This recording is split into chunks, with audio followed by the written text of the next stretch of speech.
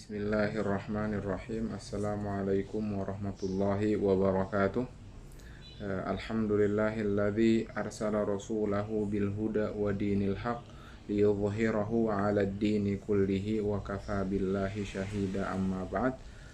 Santri-santri kelas 11 yang ana cintai karena Allah Subhanahu wa taala, ana berdoa dan berharap semoga antum selalu dalam keadaan sehat walafiat.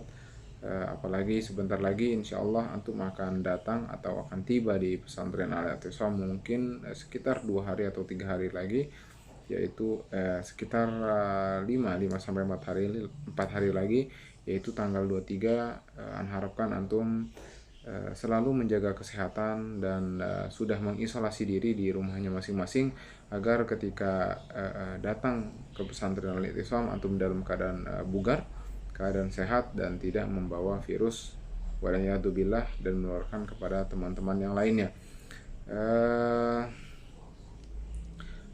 Insya Allah kita melanjutkan pertemuan kita atau pelajaran kita di pelajaran At-Tafsir. Kemarin di pertemuan sebelumnya kita sudah membaca atau sudah membahas atau sudah menjelaskan atau dari ayat 1 sampai ayat ke-3. Insya Allah kita akan masuk ke ayat yang keempat. Bismillah. Sebelumnya ana ingin menjelaskan, ada beberapa santri yang bingung perbedaan antara terjemahan atau turjumah sama at-tafsir. Jadi perbedaannya adalah, kalau terjemahan, kalau antum buka Quran terjemahan contohnya,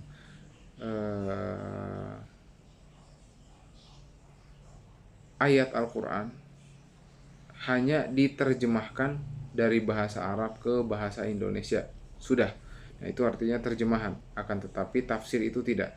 Tafsir itu adalah menjelaskan arti atau maksud sebuah kalimat. Contohnya kalau alhamdulillahilladzi anzala ala abdihil kitab, ini kita ambil surat Al-Kahfi ya, ayat pertama. Alhamdu kalau diterjemahkan artinya segala puji bagi Allah. Alhamdulillahilladzi yang anzala ala abdihil kitab. Alladzi yang ala kepada abdihi. Abdihi ini kalau diterjemahkan dalam bahasa Indonesia atau di Al-Quran terjemahan, abdihi itu artinya hambanya.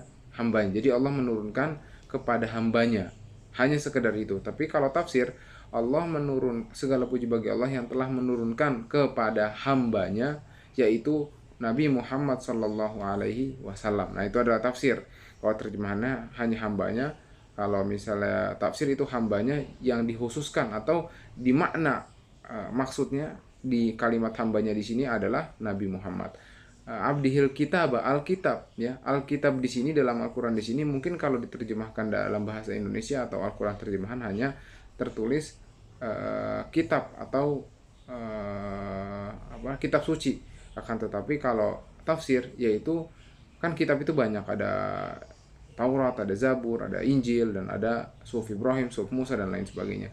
Tapi yang dimaksudkan di sini adalah kitabnya adalah Al-Qur'an. Jadi anzala ala abdihil kitaba diturunkan kepada Nabi Muhammad, yaitu Al-Qur'an. Nah, itulah sedikit agar antum tidak pusing perbedaan kenapa harus belajar tafsir tapi bukan terjemahan. Jelas beda, karena tafsir itu menjelaskan detail makna dan maksud dari ayat atau kalimat dalam Al-Quran. Kalau terjemahan hanya menerjemahkan dari bahasa Arab ke bahasa Indonesia ya. Sekarang kita langsung masuk. Sebelumnya seperti biasa ana akan membacakan dulu ayatnya. A'udzubillahi minasyaitonirrajim.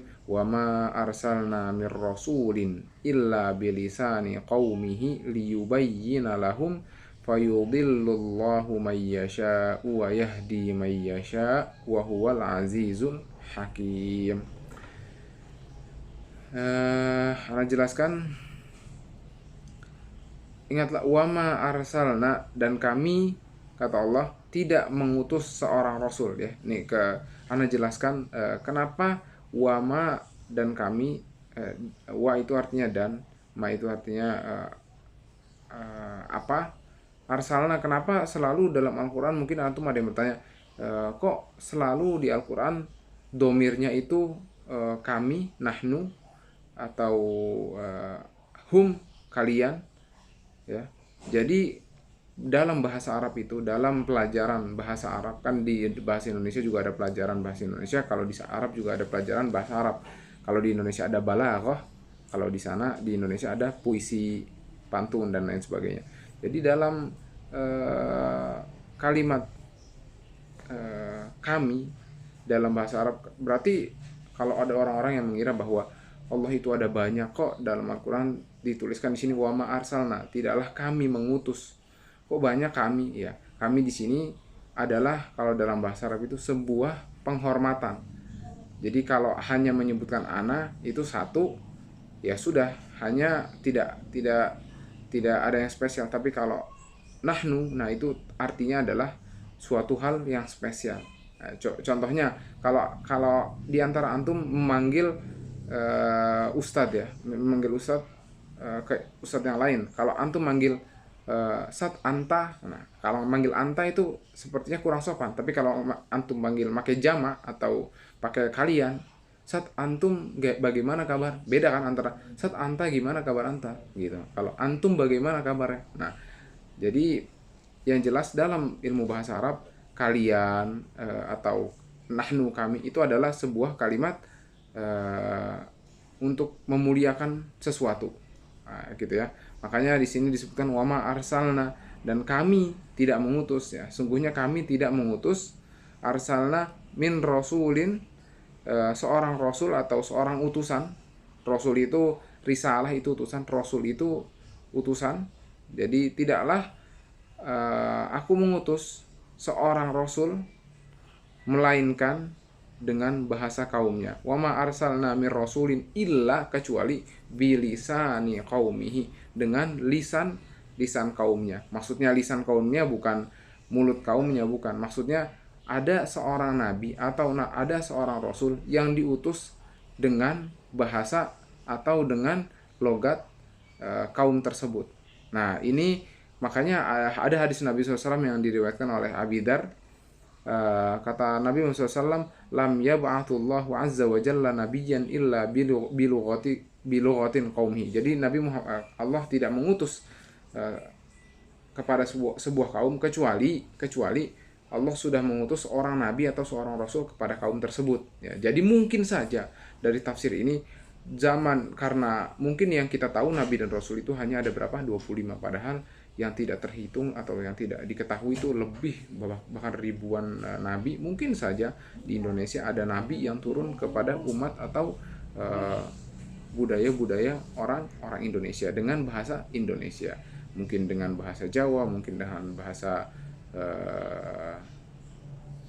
Sumatera atau bahasa yang lainnya, mungkin saja. Karena dalam hadis dijelaskan bahwa tidak ada satu kaum yang tidak diutus kecuali dengan bahasanya. Makanya ada, kalau Nabi Isa diturunkan di Bani Israel, dengan berarti pakai bahasa Bani Israel. Kalau Nabi Muhammad diutus di kaum Quraisy, yaitu dengan bahasa Arab, ya. Jadi Nabi itu diutus dengan bahasanya atau kaumnya berbahasa apa. Jadi kalau misalnya mungkin ada Nabi yang diutus di Eropa seperti Nabi Daud dan nabi-nabi yang lainnya. Ya, kita lanjutkan, illa bilisani qaumihi liyubayyina lahum. Nah, untuk menjelaskan, untuk menerangkan, untuk menjabarkan kepada kaumnya, menjabarkan kepada mereka, kaum atau nabi tersebut yang diberikan wahyu untuk menjelaskan kepada umatnya. Fayudillullahu mayyasha wa yahdi mayyasha. Maka Allah menyesatkan siapa yang dikehendaki dan memberi petunjuk kepada siapa yang dia kehendaki, ya. Jadi berarti mungkin ada sebagian manusia yang futur atau putus asa. Kok Allah menyebutkan dalam Al-Quran fayudillullahu mayyasha wa yahdi mayyasha. Jadi setelah Allah, apakah dia diberikan kesesatan ataukah diberikan hidayah? Berarti kita ini seorang hamba harus pasrah? Tidak, ya. Maksudnya di sini adalah jika di kalimat sebelumnya liyubayyina lahum, setelah diberikan penjelasan atau penerangan, ya. Jadi jika manusia sudah dijelaskan, sudah diberikan petunjuk, sudah dikasih jelaskan Al-Quran, dikasih ceramah, dinasehati, akan tetapi batu, nah itu makanya itu kan jelas berarti di kekerasan hati atau jauhnya hidayah itu dari dirinya sendiri atau diri pribadi. Akan tetapi jika dia mau membuka pikiran, membuka hati, maka sungguhnya dia akan mendapatkan hidayah dari Allah. Makanya sebenarnya hidayah dan kesesatan itu datangnya dari Allah, akan tetapi ada garis bawah dan tanda kutip setelah diterangkan, setelah diberikan penjelasan atau setelah dinasehati, setelah adanya utusan kepada kaum tersebut ya. Kalau sekarang kaum kita yaitu umat manusia yang terakhir yaitu Nabi Muhammad SAW, seluruh dunia pun harusnya sudah tahu atas kedatangan Nabi Muhammad SAW. Akan tetapi banyak dari mereka tidak mempercayai, tidak menerima, bahkan melawan atau memberontak ajaran Nabi Muhammad SAW. Wahuwal azizul hakim, dan dialah yang maha perkasa dan maha bijaksana. Ini adalah sifat dan asma Allah Subhanahu wa taala. Al-Aziz artinya apa? Al-Aziz artinya yang maha perkasa, dan Al-Hakim artinya yang maha bijaksana. Mungkin sekian, jika antum memiliki pertanyaan dan atau yang antum tidak pahami bisa antum langsung tanyakan ke ana.